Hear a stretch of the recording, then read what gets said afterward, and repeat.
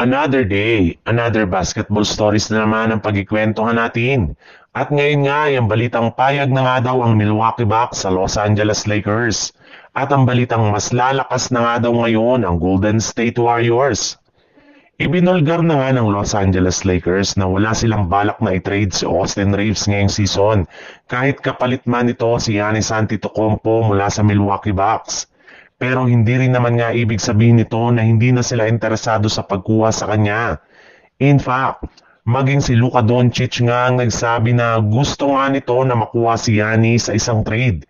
Ang gusto lamang nga po ngayon ng Lakers ay makuha si Antetokounmpo nang hindi sinasakripisyo si Austin Reeves. Sa madaling salita, willing nga na ibigay ng Lakers ang majority sa kanilang mga player maliban kay Reeves, LeBron at si Luka. Ang problema lang, mismo ang NBA analyst at ang dating NBA player nga na si Kendrick Perkins na gusto nga daw talaga na makuha ng Lakers. Ang isang Giannis Antetokounmpo ay kailangan nga nila ditong i-trade si AR dahil ito nga ang isa sa mga key player na gustong makuha ng Milwaukee Bucks. Pwede nga daw pong gamitin ng Bucks si Reeves bilang kanilang bagong main man at franchise player sa mga susunod na taon sa pag-rebuild ng kanilang magiging bagong lineup. Sa ibang balita naman, medyo nakahinga-hinga na nga po ngayon ang Golden State Warriors dahil matapos nga na sunod-sunod nila ng mga back-to-back games at road trip, ay magkakaroon na nga sila ngayon ng 4 na araw na bakasyon since sa darating na December 13 pa nga ang kanilang susunod na laro laban sa Minnesota Timberwolves.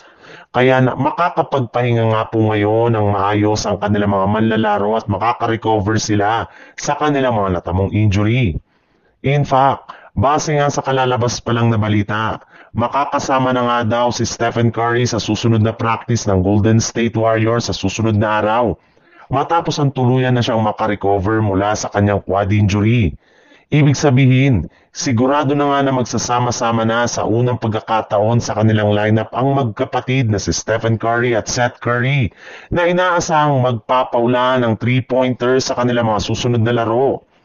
Pero meron rin naman ngang downside ang pagsasama nilang dalawa sa kanilang rotation at lineup dahil posible nga na magkaproblema sila pagdating sa depensa.